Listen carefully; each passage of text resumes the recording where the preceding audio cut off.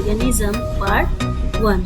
We already finished 3 part of from it: living organism and life processes, second living organisms and energy production, and some nutrients or and energy efficiency. Now we are going to study about the cell division, a life process.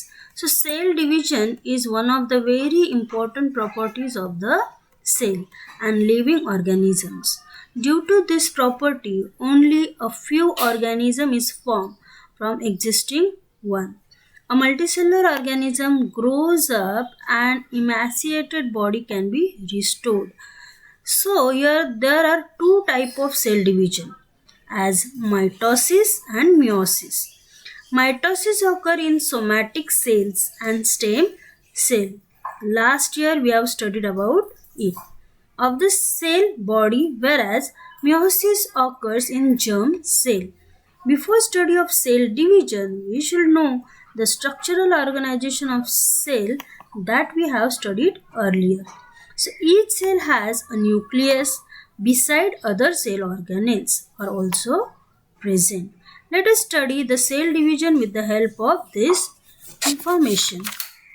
Before any type of cell division, the cell develop its chromosome number present in its nucleus.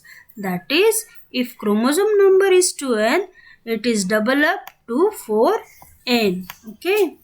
Now, a pair of each type of chromosome is present in 2n condition, whereas single chromosome of each type is present in a condition and their structure is like the one shown in figure here. Okay. Now here let me see the first mitosis. So mitosis take place where in stems, somatic cell and stem cell. So these cells divide by mitosis, and mitosis completed through two main steps. Those two steps are karyokinesis, means nuclear division, and cytokinesis, means cytoplasmic division. Karyokinesis is completed through 4 steps. These 4 steps are, here you can see, prophase, metaphase, anaphase and telophase. Okay. So one by one we will see in prophase what exactly happened. In prophase, condensation of basically thin thread-like chromosomes are start. Due to this, they become short and thick, and they start to appear along with their pairs of sister chromatids. Centrioles duplicate and each centriole move to opposite poles of the cell. Nuclear membrane and nucleus start to disappear in this stage. Now next is the metaphase. In metaphase, nuclear membrane completely disappear. In metaphase, chromosomes complete their condensation and become clearly visible along with their sister chromatids. All chromosomes are arranged parallel to the equatorial plane, that is central plane of the cell. Special type of flexible proteins, fibers we call as spindle fibers, are formed between centromeres of each chromosome and both centrioles. Okay. And next in anaphase. Now what happened in anaphase? In anaphase, centromeres split and thereby sister chromatid of each chromosome separate, and they are pulled apart in opposite direction with the help of spindle fibers. Separated sister chromatids are called as daughter chromosome.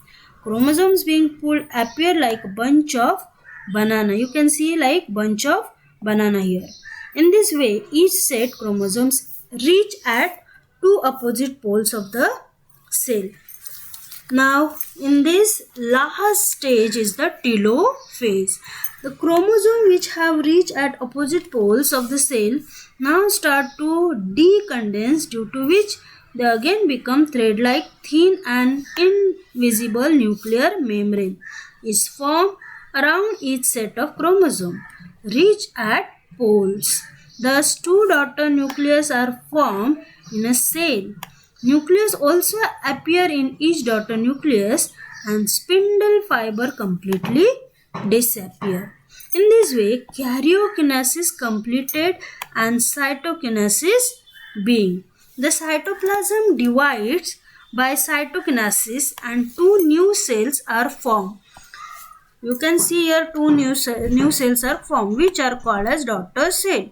In this process, a notch is formed at equatorial plane of the cell, which deepens gradually and thereby two new cells are formed. However, in case of plant cell, instead of the notch, the cell plates is formed exactly along with the midline of the cell and the cytokinesis is completed.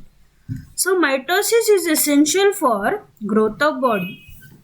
Besides, it is necessary for restoration of emaciated body, wound healing, formation of blood cell, etc. Now we are going to study about the meiosis. Okay, so meiosis have the same stages, but in two means like prophase 1, prophase 2, metaphase 1, metaphase 2, anaphase 1, anaphase 2, telophase 1, telophase 2, like that. Okay. So meiosis is completed through two stages. Those two stages are meiosis first and meiosis second. And meiosis first, recombination or crossing over occur between homologous chromosomes.